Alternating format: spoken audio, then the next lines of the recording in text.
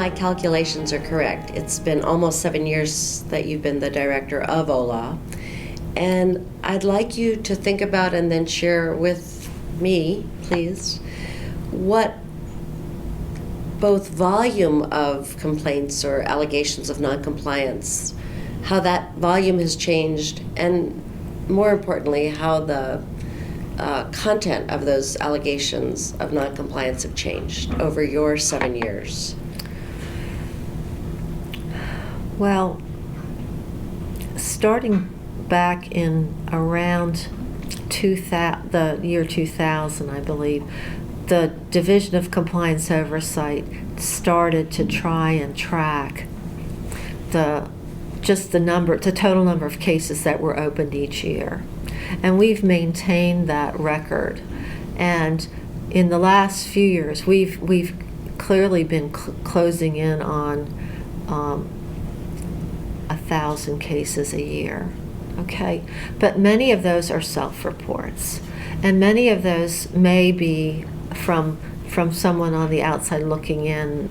They would say, well, that doesn't, some of them don't seem that serious. But it's still, as I said, we work with the institution, self-report if it's based on non-compliance because of a protocol deviation. Even if there was no harm to the animals, it's still something that they are compelled to let us know about. And as I said, we have those in there. We have, as I said, allegations that we receive. I would say there hasn't been a true increase in the number of allegations. I think they kind of just perk along. But the vast majority of our cases every year are self-reports. And as I said, this speaks to what we look at as the way the system's supposed to work. And we know that some institutions, when they've enhanced their post-approval monitoring program, they often see a bump up in the number of cases. And we accept that because that means they are identifying problems and issues and they're taking the appropriate corrective actions. And it's only when we see a disconnect between what they're reporting and that it seems to be the same problem over and over again that then we go back to them and say, okay, we've seen the same kind of report repeatedly over the last so many months or year or whatever. What are you doing from a programmatic standpoint to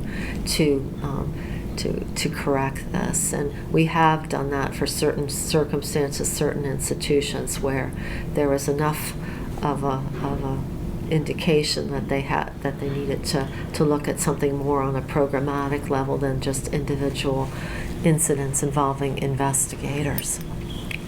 And consistently, since we have been tracking the cases, it's protocol violations that are at the top of the list, where they're either doing something that hasn't been approved or they're deviating from what they agreed to do in the protocol, or they're starting something that hasn't yet been approved. And so those still tend to be at the top of the list. And in many cases, we look back at the institution as it's an education issue, it's a training issue, and getting everybody on board with what the requirements are, that you shouldn't be doing any research with animals without having IACUC approval.